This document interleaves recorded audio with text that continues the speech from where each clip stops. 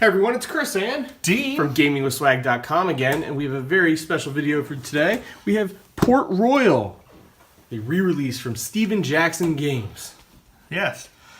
I think the game originally came out like 2014 or something around there. Real big in Europe. It was harder to find here, so now we got a reissue of it. So if you weren't able to get a copy of it before, and it's also pretty reasonably priced. It's like $20 or less at most game stores. I think MSRP is $20. It's probably cheaper on Amazon or through your game dealer. Yeah, we'll put a link in the show notes. You can take a look and see what the price is. So this is considered a family game, and it's a push your luck card collection, set collection kind of game. 2 to 5 players. I think the original European release couldn't go up to 5 players. So the US version, they gave it a few more cards. I have not had a chance to play this myself. And it wasn't in English either. I mean, but you might be able to figure. Yeah. Might be able to figure it out. Like Yeah. that card looks. But it's nice to have your native language on the card. That is always a good thing. So I don't know about you, D, but I was really excited because we kind of like pirates. Yeah, I mean, I don't really get tired of them. No. I'm always down with it. No. It's one of those styles that are kind of evergreen. Assassin's Creed 4 video game, Black Flag, very It's one of my favorites of all time. pirate game. Dean's favorite movie of all time is Pirates of the Caribbean at World's End. That's not true at all. Oh, it's not? Oh, I'm sorry. Oh, my mistake. Man, I hate those But sequels. Hook. Hook is a really good one. Oh, I love Hook. Yeah, Hook is a really good movie. Yeah, I gotta love Hook. Rufio, his birthday was the other day. Really? Yeah, I think 2 days ago. Nice. So, listen, what we're going to do is we're going to unbox Port Royal, kind of give you an overall view of what's inside the box, and examine kind of the quality of it. Yeah. The cool thing is 2 to 5 players, because we actually have a game group that is about 5 players each time we meet. Most games seem to be made for us, which is nice. Yeah, and it's hard sometimes if you get a 4-player game, someone's got to sit out or team up, and that doesn't really jive too well with our group. And word is that this game is actually a nice introduction game. If you've got a kid who's like 8 to 10, something like that, this is not too complicated. So they can start getting into some more interesting game elements other than playing your monopolies and whatnot. So this looks like an advertisement thing. That's probably their little catalog. Yeah, we'll flip through that later. Cool. So here is the instructions. Nice and big. Decent font and whatnot. Yes, this is a card drafting, press your luck, and a set collection type game. There is no board. There's nothing to do there. It's pretty much pick up a card, discard a card, and it's pretty easy to do as far as I understand. Rule sheet, 120 cards. Here you go. Look at that. Boom. Nice and simple. So you could get a little deck box. Maybe fold this up a little bit more, and you could have it be nice and portable.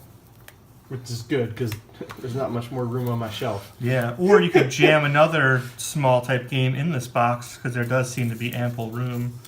I imagine that the box size is more for display ability at the store. This looks nice. So, Dean, if you crack open those cards, you'll notice that there's a coin value on the back of each card, and you'll see that there's a coin right away. Yes, I think things are worth. Or maybe they're all the same. If you look on the front of the card, see if there's a plus. Oh, there you go. There you go. +3. All right. So you're going to try to earn coins as you go. There's a jester. Got a lot of the same. Governor. Trader. Yeah, so you have a person, Oh, he's French. a ship, an expedition, or a tax increase, which basically says you have to have your money if you have 12 or more coins. Admiral. All right. And you go around and you earn influence points. And yeah. Most influence wins, something like that? Yep, exactly. As soon as you get to 12 points. So this has won many awards. Yeah. I used to have a different name. Handler der Karibik. Oh, which yeah. probably means like port in the Caribbean. I don't know what language that is. I think it's Austrian or something. Yeah, and again, that version does not have the 5th player option. We actually have 10 more cards than that game. A settler. We love our settlers. So here's some ships, it looks like. We got French. So we got the Dutch, of course. The Spaniards. a British. Oh, American. Getting up in there. All right, that's our groups. So and then the idea is to, again, earn as many of those coins as possible, but if you can basically press your luck and see if you can do more than you're able, and sometimes you can lose all your coins, depending on the situation. Push your luck too much. Right. But if you're too conservative, sometimes you fall behind those guys that are getting out there. Yeah, you can keep drawing cards. It says you can draw. I think you like fill a harbor with ships or something, and like once the harbor's full, then things have to happen, or the person who makes it full has a punishment or something. There's a punishment for going too far. Basically, the player will first draw as many cards as they want, one at a time. You place them in the harbor, but you can't have like two of the same ship, or something silly like that. So it's like craps. You want your roll kind number. of, yeah. Second time it comes up, and you can stop whenever you want, and then acquire one card if you have 3 or less ships in the harbor. So if you have, or 2 cards if you have 4 ships, and 3 if you have 5. Players can rob ships. They collect coins, discard a card. They hire people, pay the number of coins on the card that requires, and then the active player takes his cards and pay the active player 1 coin. In order to take one the same way. So I want to hire a priest to rob a Spanish ship. That sounds like an interesting story right there. And you'll see the influence points up here. So like there's 1, 5, just depending on what you do. So obviously missions are worth a lot more. Yes, there's mostly ships in this deck. Just depends on what you want to do. And you can keep going, but you don't want to press your luck too much. Because if you get that tax card and you have 12 coins shown, then you have to have them. This governor does not have a lot of influence for a governor. He's got money though. So, I mean, the art on the card looks pretty awesome. I was actually a little impressed by it. I meant to look on the back of these to see if they had. They're all just okay. So they're all the same back. Yep. Yeah, they're all the same back. Mademoiselle. Oh. So I like the art on them. They're really cool. It's a nice. It's like a cartoon but serious. Yeah, it's good. I like it. So we're definitely going to try this out.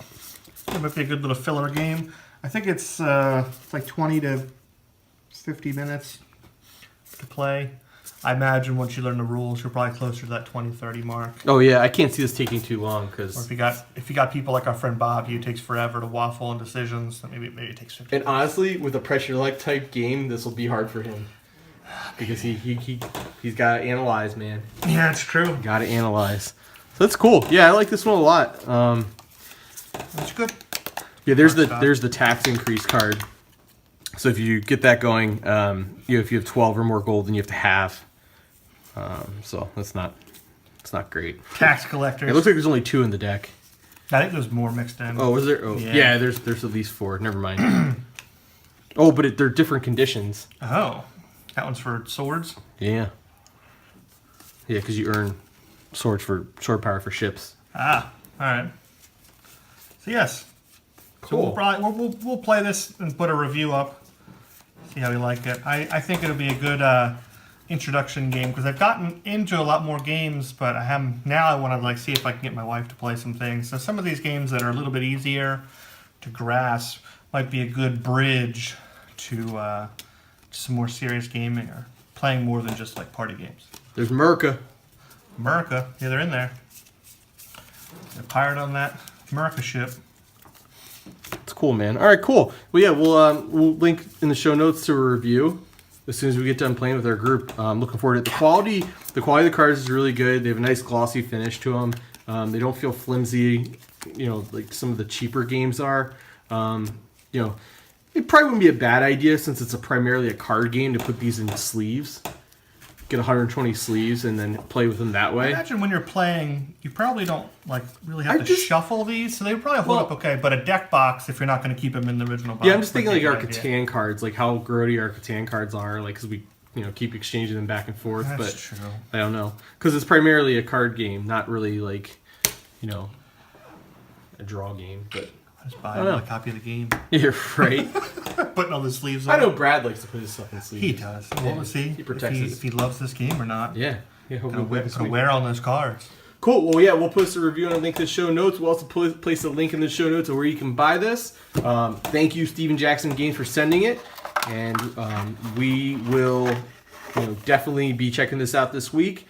And please follow us on social media. Like, comment, subscribe. You know the deal. And it helps us out a bunch. Let us know what you think about this game. If you played this one, you maybe give us some pointers. And yeah. So this has been Chris and Dean from GamingSwag.com. Ghosts and candy. Game on.